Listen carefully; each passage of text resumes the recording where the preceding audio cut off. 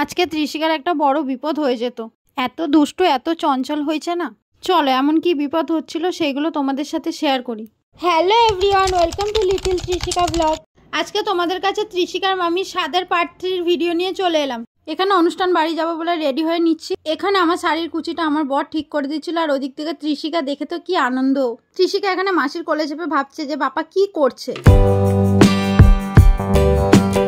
ত্রিশিকা ওর পাপাকে যে দেখেছে মায়ের শাড়ি ঠিক করছে, ব্যাস ও তো আর কিছুতেই মাসির কোলে থাকবে না। ও নিচে নামবে, নিচে নেমে আমার কাছেই আসবে। এখানে তোর মাসির কোল থেকে নেমে গিয়ে আমার শাড়ির আঁচল ধরে টানাটানি করছে, আবার ওর পাপার কাছে যাচ্ছে, আবার একবার আমার কাছে আসছে, এই করছে। জানো তো ত্রিশিকা না আমাকে রেডি হতে দেখলে ব্যাস ও আর কারো কাছে যাবে না, আমার কাছেই থাকবে। ভাবে যে আমি পালিয়ে যাচ্ছি হয়তো ওকে ছেড়ে। সমানে তো কোলে উঠতে চাইছে, কিন্তু আমার তো এখানে দেরি হয়ে গেছে। ওই জন্য আমি ওকে নিচে রেখেই আমি নিজের শাড়িটাকে প্লিট করে নিলাম।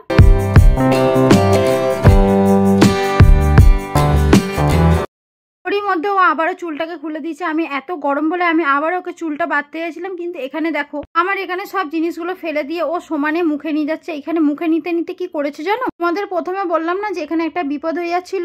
আমার জিনিসগুলো নিয়ে খেলতে খেলতে হট করে ফেসিয়াল রেজারটা নিয়ে মুখে দিচ্ছিল, ব্লেডটার দিকটাই মুখে দিয়েছে। আমি না খেয়াল করিনি যে বক্সটার মধ্যে ফেসিয়াল রেজারটা ছিল। যদি খেয়াল করতাম তাহলে ওটাকে তুলে রাখ।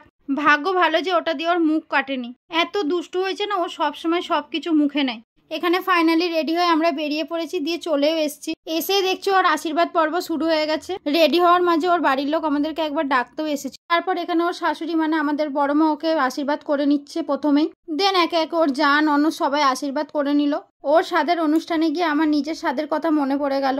ত্রিশিকা যখন 7 মাসের আমার পেটে, তখন আমাকে স্বাদ দিয়েছিল আমার শ্বশুর বাড়ি থেকে। আমার বাপের বাড়ি থেকে 9 মাসের যখন স্বাদ দেওয়ার কথা হচ্ছিল, তখনই হঠাৎ করে এমার্জেন্সি হওয়াতে আমার ডেলিভারি হয়ে যায়। দেখো কি সুন্দর ত্রিশিকা মামির কোলে বসে পড়েছে। মামির কোলে বসেই তো একদম আলু ভাজা খেতে ব্যস্ত।